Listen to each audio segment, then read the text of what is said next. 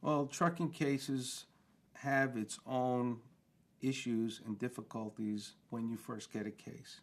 It's really important that you have to know how to investigate those cases, know the federal motor vehicle safety standards, which ones apply to the particular type of case that you're dealing with.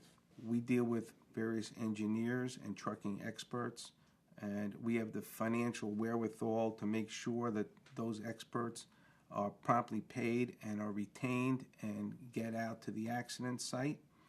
We also use technology. We use accident reconstruction technology, computer-generated technology to help us prove our case involving trucking accidents. We investigate witnesses. We secure the parts that may be defective. The black box or the computer chip that trucking manufacturers put in their trucks that will tell us when the operator braked, how fast the vehicle was going, when it was last maintained. There's a whole host of information now that you can obtain out of a truck's computer that will assist you in your case. And we look for those things when we get retained on these matters. The other thing you have to understand in trucking cases is you may be up against a big corporate entity.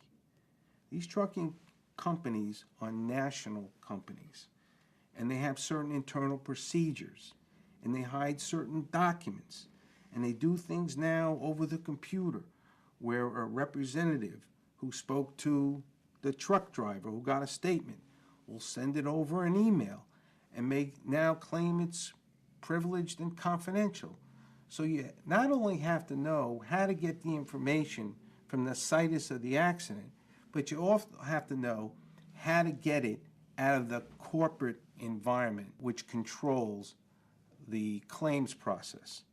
So it's a whole different area, and you really have to know where to go, what buttons to push to get this information.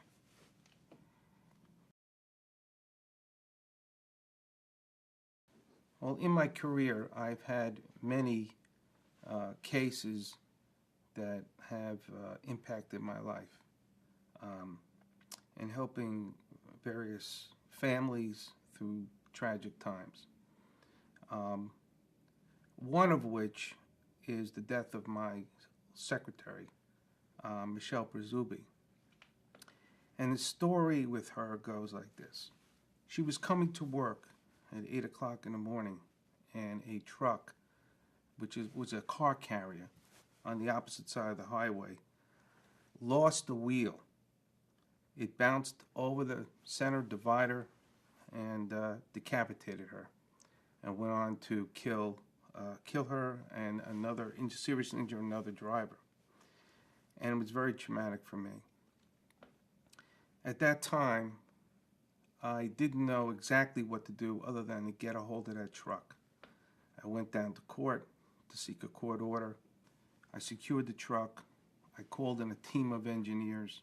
We pulled off the wheel, and we found out that the truck was improperly maintained, and the wheel actually melted off the axle at like 2,000 degrees.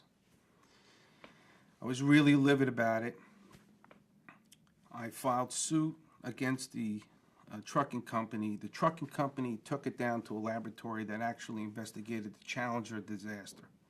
And I spent days down there with their engineers and their metallurgists and their experts. To make a long story short, that case resolved in over a 7-figure settlement. As part of that settlement, I made sure, as part of the agreement between me and the trucking company, that they would have safety bars over the rear wheels of these trucks so this tragedy wouldn't happen again. This is the memorial that sits on my desk every day for Michelle.